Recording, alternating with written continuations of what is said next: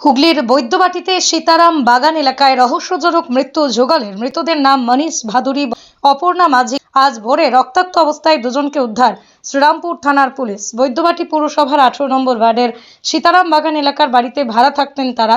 বৈদ্যবাটি রাজার বাগানে মনীষের বাড়ি আছে। গত 3 বছর ধরে সীতারাম বাগানে ভাড়া ছিলেন দুজনেই। স্থানীয়রা জানান রাত 3টে নাগাদ চিৎকার শুনতে পান তারা। তারপর ওই বাড়িতে গিয়ে দেখেন রক্তাক্ত অবস্থায় ঘরের মধ্যে একজন, ঘরের বাইরে পড়ে রয়েছে একজন। এই অবস্থায় বেশ কিছুক্ষণ তারা ছটফট করেন। রাজার বাগানে মনীষের বাড়ির লোককে খবর দেন প্রতিবেশী। তারাই পুলিশ ডাকে। পুলিশ এসে উদ্ধার করে নিয়ে যায় শ্রীরামপুর ওয়ালস হাসপাতালে। মনীষ একটি ঢালাই কারখানায় কাজ করতেন, অপর্ণা পরিচারিকার কাজ করতেন বলেই জানা গেছে। তারা একসঙ্গে থাকতেন দুজনে। সকালে কাজে বেরিয়ে যেত, রাতে বাড়ি ফিরত। কিভাবে মৃত্যু তদন্তে শ্রীরামপুর থানার পুলিশ। ঘটনার তদন্তে আসেন চন্দননগর পুলিশের ডিসিপি শ্রীরামপুর অর্ণব বিশ্বাস, এসিপি শুভঙ্কর বিশ্বাস, শ্রীরামপুর থানার ভারপ্রাপ্ত আধিকারিক। বাইরে থেকে কেউ করেছে কিনা তা খতিয়ে দেখছে পুলিশ। এলাকার সমস্ত সিসিটিভি ফুটেজ খতিয়ে দেখা হচ্ছে। 24 আওয়ার্স আরামবাগের রিপোর্ট।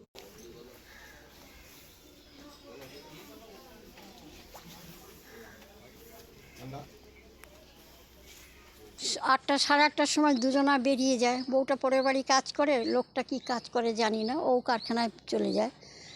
রাত্রি তো অন্তত 11:30-11টায় ওরা ঢোকে। তারপর দুজনের মধ্যে কি অশান্তি হয়েছে না হয়েছে আমরা জানি না। মাঝে মাঝে একটু অর্ধেক হয় টয়, ছেলেটা একটু নেশা ফেশা করে নিয়ে। তারপর যে কালকে যে কোনো সারা শব্দও আমরা পেলাম না। এই ঘরটা আমি থাকি, পাশের ঘরে ভাড়া থাকে তখন। আর এখন তো পাকা চললে তো শব্দ পাওয়া যায় না যে কি হচ্ছে না হচ্ছে।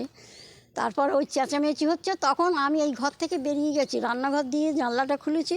বলছে ঠাকুমা দেখো একজন বাইরে পড়ে রয়েছে। আর কেন, সে অপর্ণা কোথায় গেল?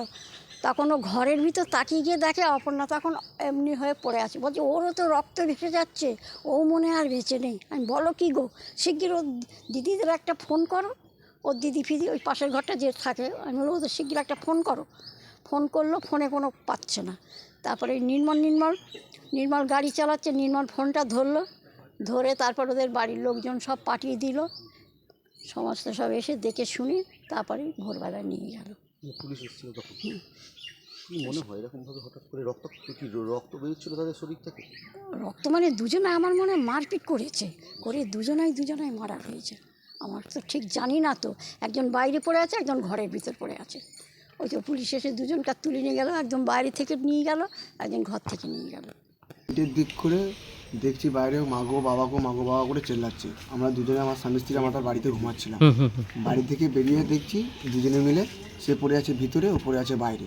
দুজনে মিলে ছোটকাছুটকি করছে। মিনিমাম 20 থেকে 25 মিনিট ছোটকাছুটকি করেছে। বিষ খেয়ে? না, রক্তই কেটেছে, দুজনকে কাটাকাটি করেছে। রক্তই দুজনেই চান হয়ে আছে। আমরা আর ভয়তে গায়ে হাত দিতে পারছি না, যে গায়ে কি এক বালতি জল ঢালবো আর কী করবো, ভয়তে হাত দিতে পারছি না। দেখছি গোড়াগড়ি করে বাইরে পড়ে আছে। 15 থেকে 20 মিনিট পরে এরকম নড়াচড়া করেছে, তারপরেই ফুল স্টপ হয়ে গেছে। তারপরে দুজনেই কেউ নাই, নড়াচড়া দুটোই বন্ধ হয়ে গেছে। আচ্ছা, দুজনে যে আত্মহত্যা করলো, কোনো কি টাকা পয়সার গন্ডগোল বা আর্থিক সমস্যার জন্য? ওইটা স্যার সত্যি কথা বলতে, এটা রাত্রিবেলা কোনো আওয়াজ ঝগড়াঝাটি ওদের কিচ্ছুই হয়নি। শুধু 3টের দিকে, 3:45 দিক করে এরকম শুধু বাবা গো মা গো এরকম চেল্লামিল্লি হয়েছে। তারপরেই আমরা বাইরে বেরিয়ে দেখছি এরকম বাইরে ঘোরাঘুরি। বাচ্চা ছিল এদের? না, এখন আপাতত ওদের কাছে ছিল না। আছে রাজার বাগানে, ওদের কাছে ছিল না। ও দুজনই ছিল স্বামী স্ত্রী। কখন বুঝতে পারলেন এটা? তখন বুঝতে পেরেছি তখন 3টে নাগাদ বেরোতেই আমরা বুঝতে পারছি বাইরে বেরিয়েছি। আপনি পাশের ঘরে থাকেন? হ্যাঁ, আমরা পাশের বাড়িতে থাকি ভাই। সন্তানের পরে মন বসছে না, প্রচুর পরিশ্রম করেও আপনি আশানুরূপ পারিশ্রমিক পাচ্ছেন না, যার ফলে আর্থিক সংকট আপনার জীবনে দুঃখ এবং চাপের ছায়া ফেলেছে। দেনার ভারে জর্জরিত স্বামী স্ত্রীর মধ্যে প্রতিনিয়ত ভুল বোঝাবুঝি বেড়েই চলেছে। নতুন বাড়ি কিনেছেন, কিন্তু সেই স্বপ্নের বাড়িটা যেন আরও দুর্ভোগ নিয়ে এসছে আপনার জীবনে। আপনি ভাবছেন সস্তায় পাওয়া বাড়িটা নেওয়াটাই কি সঠিক সিদ্ধান্ত ছিল? এমনই সব দ্বিধাদ্বন্দ্ব এবং জীবনের কঠিন মুহূর্তে আপনাকে সঠিক পথে পরিচালিত করবেন আন্তর্জাতিক খ্যাতিসম্পন্ন স্বর্ণপদক ও স্বর্ণ মুকুটপ্রাপ্ত ডক্টর অজয় শাস্ত্রী। তিনি শুধু আপনাকে পথই দেখাবেন না, আপনার জীবনে সত্যিকারের সুখ, শান্তি, ঐশ্বর্য, অর্থ যেন সঠিক সময় আপনার কাছে পৌঁছে দেয়, সেই দায়িত্বও নেবেন। তার অভিজ্ঞতা এবং জ্ঞানের আলোতে আপনার জীবন হয়ে উঠতে পারে নিরুদ্বেগ ও সমৃদ্ধির পথে ধাবমান। তাই আর দেরি নয়, স্ক্রিনে দেওয়া নাম্বারে এখনই ফোন করে ডক্টর অজয় শাস্ত্রীর সাথে যোগাযোগ করুন। কে জানেন, হয়তো একটিমাত্র ফোনই আপনার জীবনকে বদলে দিতে পারে।